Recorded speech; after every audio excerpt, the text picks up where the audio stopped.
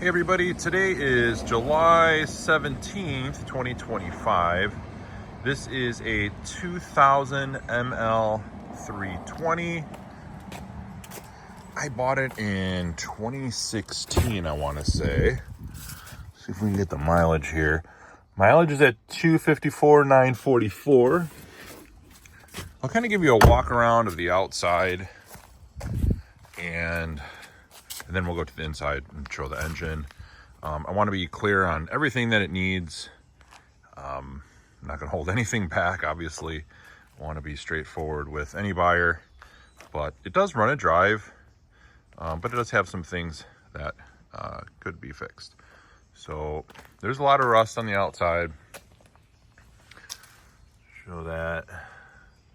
Front doesn't have too much, kind of your normal road rash type stuff on there. Otherwise, front's in pretty good shape. I think there's like one kind of dent right there. I think a tree fell on my car one time. Wheels are not too bad. Fronts need a little more cleaning. Brake pads are... they got some left on them still. On the front, I think the back's in pretty good shape still.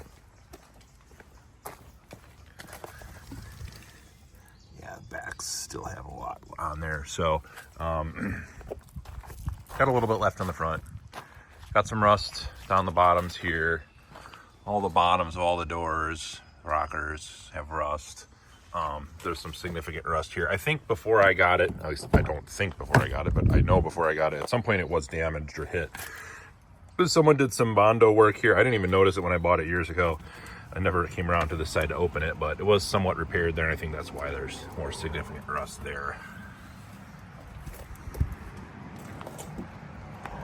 And it was repaired over there too. But for years, never noticed. Otherwise, on this side, I think we're in pretty good shape. These plastics always break. It's got a little crack in it there and a bend. Back hatch has some rust. I do have the round circle for that. It fell off when I was washing it today. I don't remember if I have the numbers, but it's an ML320. And around license plate has some rust. The hitch it's there. You could tow light stuff with it. The bumper's got some cracks, obviously got some holes, stuff like that. But it's pretty rotted out on that hitch, so don't recommend towing something too heavy. Again, more rust on this side. Down the rocker panels. So up top is pretty good shape. Oh, I did have a branch that fell on my car right there. Dented it right there. But otherwise, body's pretty straight. And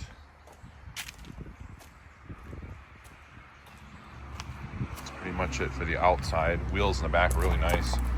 Don't need too much cleaning on those. So let me get all the doors open. Let me get the engine compartment propped open. Show you the inside, talk about the engine, and then kind of wrap it up with all the mechanical things we need to talk about. All right, let's talk about the interior. I just went to the car wash and washed all the floor mats, so they're a little wet, but floors underneath are not great. They've pretty much been like that since I've owned it.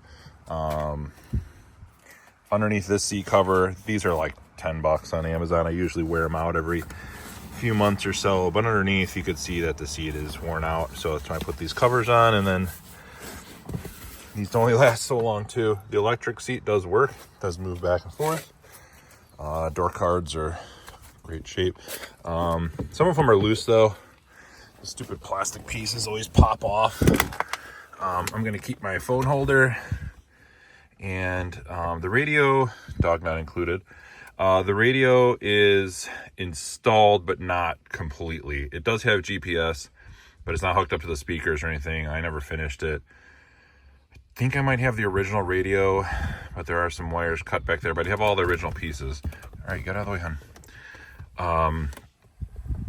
This does work. There's a charger here. It does work. I put that in there to kind of keep it shimming in place, but it does work for charging your phones. All the windows work except for the back one back there. The plug in the door I'll show you that when I get back there, is a little corroded, and so that window has randomly only worked. The windows do work. You can adjust that. It's got like a child safety lock here. I don't know if the rear defrost was working on this, to be honest with you, but the door lock buttons do work on 2 of the doors. I think that door it works on. I think it works on that door. This door, I have your special handy dandy lock, homemade. You just flip that over top of that one and pushes it down, because this one never worked. You could probably fix it. I just never got around to it. That was my fix. But when you put the key in over here, it is strong enough to lift that, and it will unlock this door. So that's how I lock that door. Steering wheel is adjustable. It's just a manual. You just push that, then it'll go a little bit up and down. And I think it does not go in and out. It does have a little switch over here for the mirrors to fold them in or out if you're in a tight spot. The AC does work. The heat does work.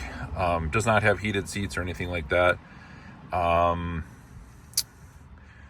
Once in a while, on a certain setting, you'll hear it'll start clicking in the dash, like the blend motor, it gets stuck or something. I have replaced the blend motor one time. I took the whole dash off. There's a whole other story about that, but this is damaged up here on the top. I thought I could open it up here carefully and get to the blend motor. Long story short, you can't. When I did that, I never finished putting the glove box back in, so the glove box comes out, but I do have the screws somewhere around for that. And then there's a panel that goes underneath here that I never finished putting back on. To be honest, it never bothered me. I never really used that, but there is another 12-volt charger that goes down there too. This seat on this side, again, it's seen better days at 250,000 miles. Carpet down there is similar condition. I do have the books for this car in here. The format's in the way now, but there's the books. Past that, I think I do have the rear backup camera for this if you want to install it. I do have all like the instructions and everything that came with that. Up here you have like your mileage, like how many miles per gallon you're getting and how many you have left in the tank. That does work. Don't think this light works. This light works, and it does have remote control door openers that you can program if you have an old door. Up here it does have a moon roof or sunroof. There is a crack in the windshield right here, all the way to up there, but that's never gone any farther. Just went there, did that, and it stopped. And also, I do think I get a water leak up here sometimes at the very edge of the windshield. I think that that seal at the top is just old, so it probably needs a little bead of caulk around the top. Every now and then, I'll just have a couple drips down here. Kind of see, actually, you can see right there. I don't know if that's from me washing the car, but that kind of came through. This does have like the manual shift, so you can go one or like 1, 2, 3, 4, 5 if you just click it back and forth. So that does work. I never could use this charger never seemed to work with my phone, so I always plug into here or down there. It does have low range. It does work, and the fog lights do work actually too. I actually got those working, and it has temperature, fuel, speed, RPMs. There is I guess while we're in here, might as well show you. There's a BAS ESP light on and check engine light, so I'll see if we can get that to focus in there. So you have BAS ESP, which is like electronic stability, and then check engine I think is for I need an oxygen sensor on one side.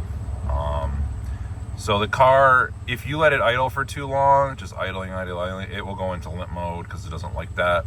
And there is one spark plug, which maybe when we get to the motor we'll talk about that I do replace every now and then because it gets fouled out. But usually the clock is working. Sometimes it does weird things, but those are the two lights. Check engine light sometimes comes and goes, but we'll get to the engine in a minute. All right, I'm gonna turn that off. Let's go in the back. So in the back seat, they're okay. They're dirty. I mean, I've cleaned them, but they're 25 years old. What can I say? The back seat, I do have one of those like mats in there, but underneath is, it's not the greatest. It's dirty, and is what it is. There's some pockets in the back there. The seats do fold down, so you can pull this up and they will fold down, and then they can fold down even a little more, so you can kind of have storage in the back here. I think I have a headrest for that, but I'll have to look around. I don't remember. Door card back here. I think this one's loose. So I think I replaced the motor in this door or something. This plug here is the one that gets corroded inside, which is why this window doesn't work. At least it's up though. Fuel right there. I've always used 87 or 89, never been an issue. Technically you're supposed to use premium on these cars, but yeah, that 254,000 miles, still doing fine. Carpet underneath here is not too bad. I've always had this thing down on top of it. There is basically a jack in there. There's another 12-volt outlet back here. This does not have anything in there. And that's pretty much it for the back. There is a light back there that does work, so at night. And I have replaced these at some point in time. So this does open and close nicely. And come back around on this side. This door card, that one's tight. I don't think I did anything over on this door. Again, these fold down, so you do one or the other. And that's pretty much it for the back. As you can see, that carpet's pretty dirty too. Passenger side, yeah, that door panel could use some clips at the bottom. And I've got a floor mat in there. This seat does work too. These have the memories. I've never done the 1, 2, 3, 4 or 1, 2, 3 to set it, but this cup holder doesn't work, but it's just there. The other cup holder does work though. So, and you have a little storage on the inside here. So, and down there. Past that, I think that's everything on the inside that I can show you. Oh, one last thing. I don't have the original mirror anymore because it just fell off, broke off. So I've had this suction cup one on here for years. I do have the original one still if you want it. All right, let's go to the engine. Okay, the battery, let's start with that. It needs a new battery. It'll hold a charge for a little bit, but if you don't drive it like every day, it seems like it just dies out. So this battery I think is like 7 or 8 years old. So that should be replaced. I've done an air filter not that long ago. Oil is it's not bad. Probably could do for a change at some point in the future. I have replaced that reservoir. That's a newer reservoir and it has good level, doesn't leak any antifreeze at all. This one's been replaced too. This is a newer tank because those break. I replaced a lot of stuff on this motor. I replaced over the years spark plugs. Recently I did all the spark plugs, but there is one spark plug on this cylinder back here. The two cylinder, there's 2 spark plugs per coil, and that one back there over time gets fouled out. I don't know why, but it does. And so I change those spark plugs every few months usually, just so that the car doesn't kind of go into limp mode or have issues. I don't have the vanity cover that goes over here. It broke a long time ago. I'm pretty sure I've replaced the power steering reservoir. That's all good. Days, stop. Sorry, dog's barking. What else? There's your brake fluid over there. Still at a good level. We can check power steering here, see where that's at. Yeah, we're good there. I've only used, since I've owned this car, Mobil 1 0W40 and Man Hummel filters. I've only used the best with this car. And once in a while when you start it, it'll blow a puff of blue smoke out. But it really doesn't burn oil. Like, I check the oil and probably add a little bit every couple weeks. Really depends on how much you drive it. But it's not really burning it. I think it's leaking it mainly on this side. So I've replaced the valve cover gaskets, these gaskets, once before, but that was a long time ago, and they're starting to leak again. So it's basically leaking down and dripping on the exhaust, and you'll smell it in the car every so often when that's burning. So that should be fixed if you want. You don't have to. You could probably put some of that leak stop stuff in there, but to be honest, it's not a really big job to replace those gaskets. I just don't want to do it myself. You can see on this side, you got a lot of oil beeping over there too. So it's just needs a refresh on the top there. It should be good. So transmission fluid, I have replaced the conductor plate on this car and transmission fluid at one point in time, so that shouldn't need to be redone again. I'm pretty sure I've also done recently belt and water pump on this car, and also alternator has been replaced. And I have done the starter at some point in time. It was a long time ago though. But I'm pretty sure when I did that starter, it was a new starter. Other than that, I have done some new vacuum hoses and things when I did the valve cover gaskets at that time, so I never really had an issue with that. Fans work. I might have even done the radiator on this car. I don't remember. Take a look and see if I can kind of tell. Pretty sure I did the radiator on this car too. It looks newer. I've had a bunch of these over the years, so I lose track sometimes. Great cars, but I've got other. I'm onto a GL 450, which actually does the same thing. Blows a little smoke on startup, but doesn't actually use any oil. So it's something, maybe a valve not completely closing or something. At some point in time, lets a little oil by, but other than that, like I said, if you let it idle for too long, it will it'll go into like a limp mode where it like cuts out part of the engine. So like you're only running on, 3 out of 6 cylinders. It still drives and everything. It's just when you come to idle, it's rough. Okay, I want to show some of the parts I have for this car, and then I think that'll wrap it up. All right, I'm gonna slip this in somewhere in the video because I forgot to mention it, but I went ahead and replaced the 2 spark plugs on the back cylinder there. So those are done for now. The other thing I wanted to mention was, let me get down here. I did replace both front shocks and the upper control arms. So those have been done on both sides. But there is a lot of oil. As I mentioned, it does leak down from the top. So it really doesn't leak on the ground though. Like it doesn't make a big puddle or anything like that. It's been parked here for a while and there's nothing. I think it only does it when it's running, and whatever makes it past the exhaust just drips down. But I just checked the oil and it's like perfect. I can zoom in here, but yeah, too hard to see on camera, but trust me when I say it's a good level there. I'll take it for a quick drive, show you guys the driving, and then go back to some of the other stuff. All right, we'll do a quick video of it starting, driving.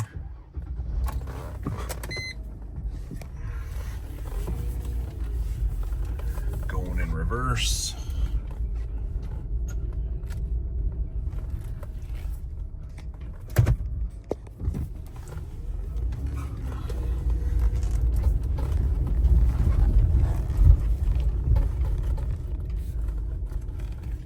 Turn on the AC just a little bit, get a little air going in here. Got a car coming.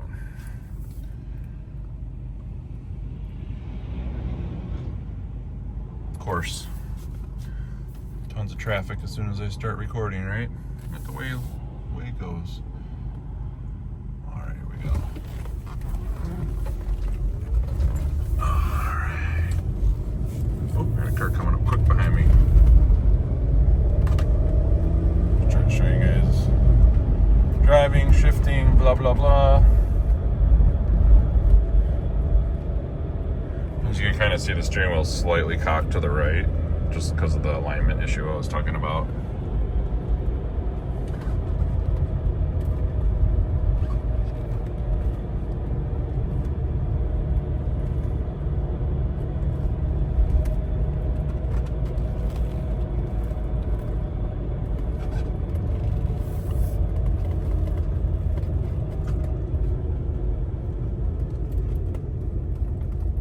It may eventually need a center carrier bearing, which is the bearing that carries the drive shaft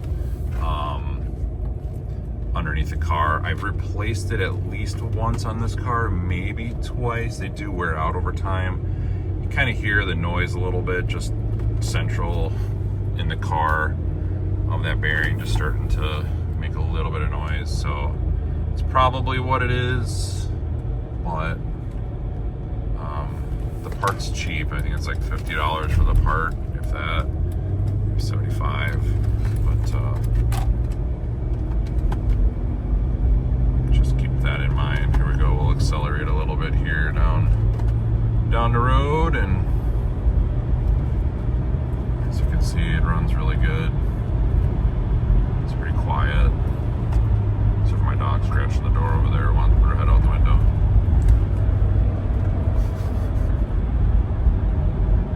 Alright, I gotta slow down here because it's only 40. Don't want to break the law.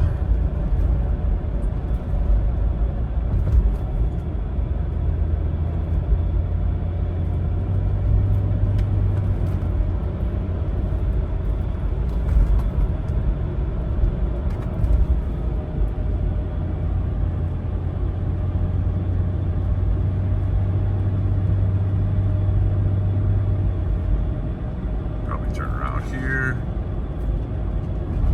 This is a driveway. Yeah. Alright, let's pull in here and just swing around. Oh, there's the guy with the truck way back there. I don't know. That seems a little suspicious.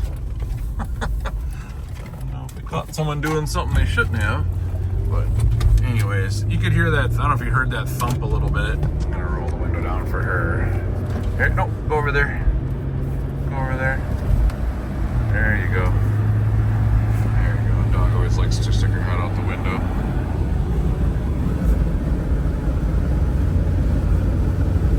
But I'm resting my hand on the steering wheel, so you can kind of see how smooth it is. It's a very smooth car.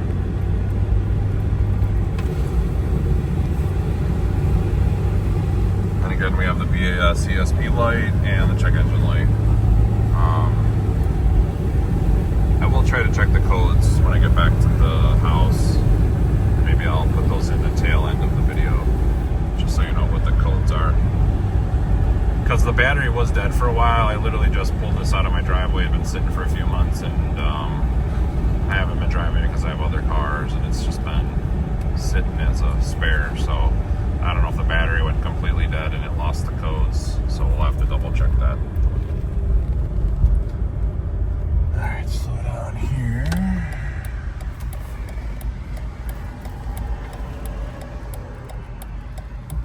And here we go. And I can feel that clunk a little bit from the motor mount when you accelerate.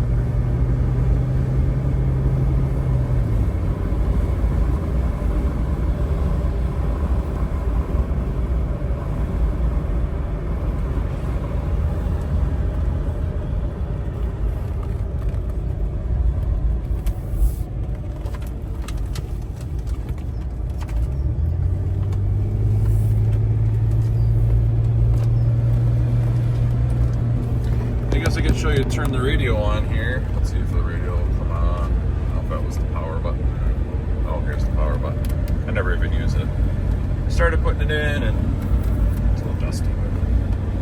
It's got like a DVD player too, so I guess you could watch movies on it. But again, I haven't like hooked up to the speakers or anything, so that needs to be done.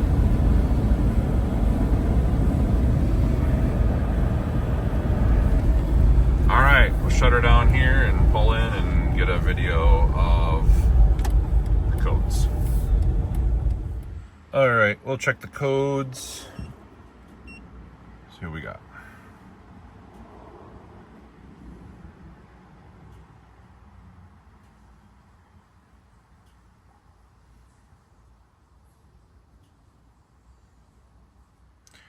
So we have 8 ready, which means everything is correct or ready. And then we have 4 trouble codes. So let's see what those are. Okay, read the codes. All right, so we have P0130, which is a oxygen sensor on bank 1, sensor 1. Oh, why am I not going down here? No.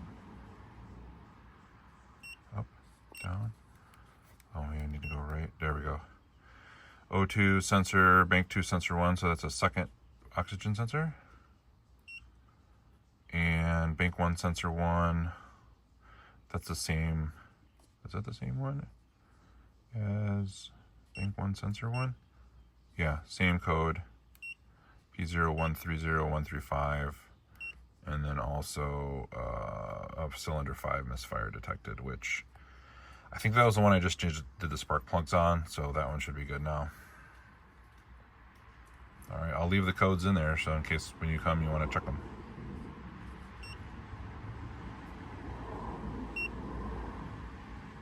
So it looks like 2 oxygen sensors are needed. Okay, there's a couple things that I still think should be done in this car. ML320 rear control arms. So the rear control arms are what the car pivots on in the back.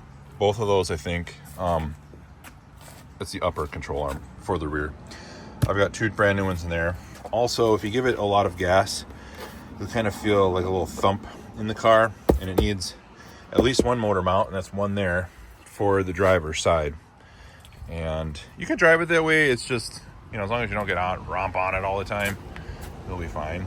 Oh, I don't think the horn works. It just needs a new horn. Oh no, it does work actually. Maybe it's in my other one. Okay, the other thing that I forgot to mention, sorry, I'm wandering around here. When you're driving down the road, the steering wheel, if you're going straight, it'll kind of be on a slight angle. The reason is, I could probably show you back here. Let's see if you can tell or not. That black thing right there, I replaced that. That's a lower control arm. And up at the top, up in there, there's a bolt that needs to be adjusted, and that adjusts this the way that this tire moves in or out. Whoops, moves in or out, and so it's slightly off, which is making the car ride slightly crooked, if you will. So the alignment basically needs to be done on that tire. The fronts have been always fine. It's just that rear tire. You can do it yourself. I played around with it a little bit, but I always seem to go too far one way or too far the other way, and it's not quite right. So if someone gets in on an alignment rack and does it, it will be fine. Otherwise, just drive it that way. It's never been an issue for me. Tires. This tire. See if we can get you in here. Focus. Yeah, you can see it's still got a little left on it. Not the greatest. Check out the other one. This one's a lot better. A lot better. I think the fronts I just did recently too. Yeah, see that? These still have a lot left on them. I think I was gonna replace those back tires. Yeah, this tire is still really good. So, anyways, what else can I tell you? That's pretty much it. So, can you drive this car? Absolutely. Does it have some issues? Absolutely. Is it anything like life-threatening to the car? No. Just things that would have to be taken care of eventually. Oxygen sensors, I usually buy them on eBay for 40-50 bucks a piece. I think it either needs 1 or 2 of those. I've replaced a bunch over the years. The other parts I have there if you want to do that. I've got some spark plugs. I think I'm going to put the new spark plugs in today, so those will be at least in. If I have a couple spares, I'll give you those too if you decide to purchase. Other than that, I have a clear title in my name. I have 1 key fob. The buttons don't work, but you can manually lock and unlock, but don't lose the key because it's the only one and they're very hard to come by. So trying to remember if there's anything else with this car. It is all-wheel drive, so in the wintertime it's amazing. I've driven this car by accident into a snowbank that was at least this deep, and I drove right out. So every confidence in the world in this car. It's a full frame. It's on a full frame. It's not like a unibody car or anything like that. It's a really strong car, a very safe car. Which reminds me of the one last thing here. The SRS light. I think I replaced an airbag in this door because I had a code for this airbag. I replaced it and I could not get the light to go out. Still would never reset. And at that time, it was a long time ago, I said, you know what, screw it. Just gonna take the bulb out for the SRS. So there's no bulb behind the SRS airbag light. So There is an airbag light on all the time, but you'll never know it because there's no bulb in there. Anywho's and ways, hope that answers all your questions. If you're looking for a cheap car, just get you around point A to point B. If someone asked me, Joe, would you drive this to California today? I would say I would, but I would do it carefully, and I would probably get a couple things done on it before I went. But like those rear control arms, but they're holding on. They're holding on. So, but I would get those done at some point. It's like 3 bolts. Just happens to be in the back where it's a little harder to get to unless you got a lift or something. But you can do it on a jack too. Just spray everything down with PB Blaster real good. So hope that's it. Sorry for the long video. I just want to make sure that you know what you're getting.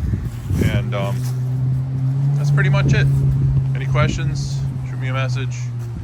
I'm not going to take like 500 bucks.